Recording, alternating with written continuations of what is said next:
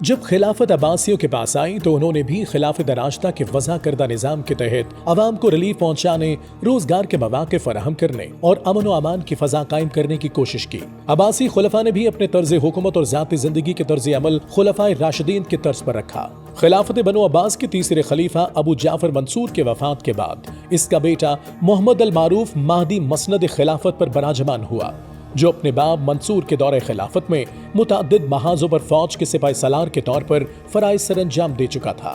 تخت خلافت پر متمکن ہونے کے وقت محمد المہدی کی عمر 33 برس تھی۔ اس کا بچپن شاہانہ ماحول میں بسر ہوا، کم سنی ہی سے اسے پڑھنے لکھنے سے رغبت تھی۔ منصور نے اس کی تعلیم و تربیت کے لیے خالد برمکی کو اس کا اتالیق مقرر کیا تھا۔ تحصیل علم کی تکمیل پر منصور نے اسے رے اور تبرستان کا گورنر مقرر کیا تھا، جہاں پر وہ 4 سال تک گورنر رہا۔ مہدی کا دور حکومت خوشحالی اور امن و سکون کا دور تھا۔ ذاتی اوصاف کے لحاظ سے وہ اپنے باپ منصور سے مختلف تھا۔ منصور جتنا سخت گیر اور سخت مزاج تھا، مہدی اتنا ہی حلیم الطبع اور نرم مزاج تھا۔ افو درگزر اس کی طبعی خصوصیات تھیں۔ امور سلطنت نہایت جافشانی اور تندہی سے انجام دیتا تھا۔ وہ راسخ العقیدہ ہونے کے بنا پر مذہب سے بڑا گہرا لگاؤ رکھتا تھا۔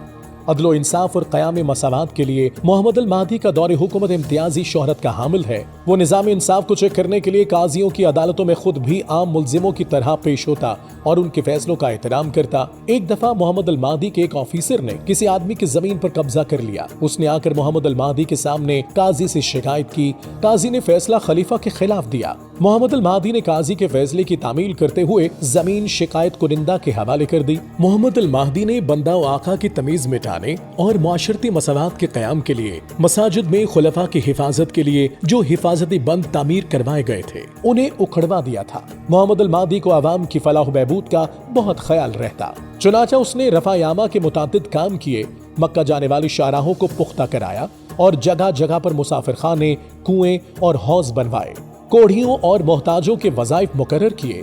اس نے انصار مدینہ میں سے 500 آدمی اپنے حفاظتی دستے میں بھرتی کیے۔ منصور اپنی کفایت شاری اور دوستی کے لیے مشہور تھا، مگر محمد المہدی کو زر و مال سے کوئی محبت نہ تھی۔ اس کا دست سخاوت ہمیشہ کشادہ رہا۔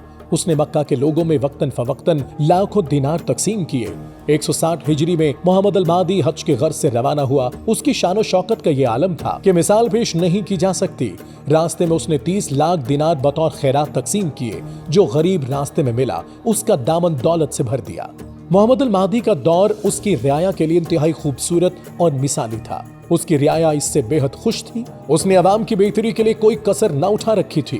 یہی وجہ ہے کہ دنیا جب بھی عباسی خلافت کو یاد کرتی ہے تو اس میں محمد المعروف مہدی کا نام سنہری حروف میں لکھا جاتا ہے۔